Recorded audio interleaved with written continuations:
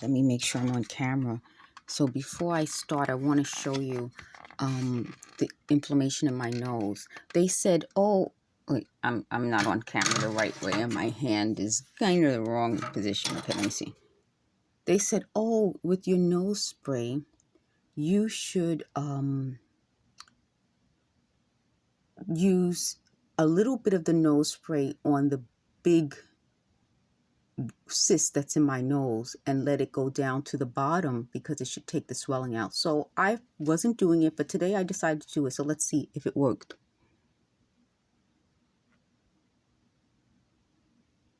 It did work. Wow, look at that. That looks a little smaller.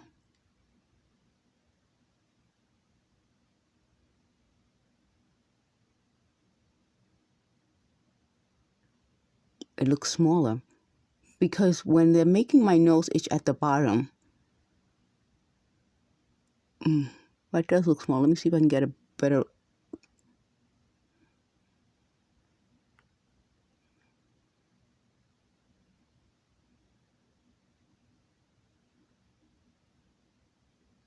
It does look smaller. So I just did it today. I may do it again because when they're making my nose itch, I'm going to put this down, the mirror down, so I can show you where. I would go like this.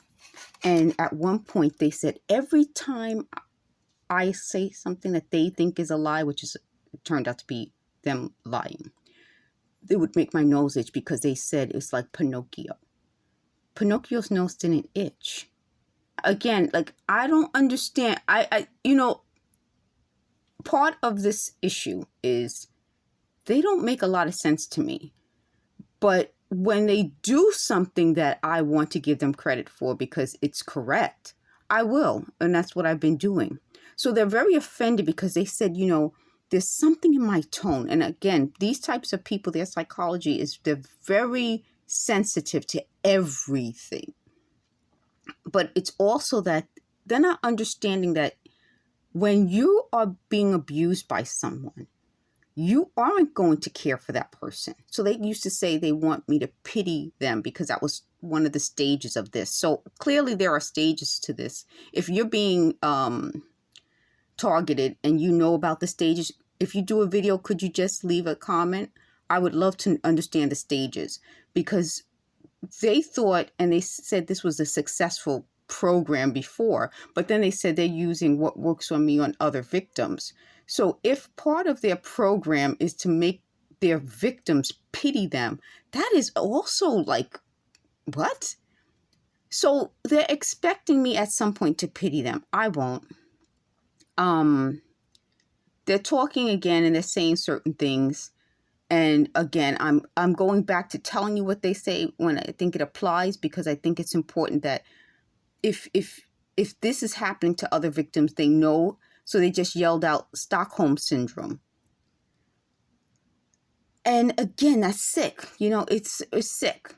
But again, I was saying before they started talking that I will give them credit for what they say that I try, and I tell you guys, I think it's important to do that. I'm not going to give them credit for things I've done before. I'm not going to give them credit for my ideas. And I think that's where the tone comes in. The tone comes in that nobody would voluntarily give ideas if they don't want something. And just going back to what I just said a moment ago, they told me what they want. They want me to pity them. They want me. Oh, they're going to cut me off. They want me, period. They want me. And that's something that they get offended when I say, because I think that was the whole goal.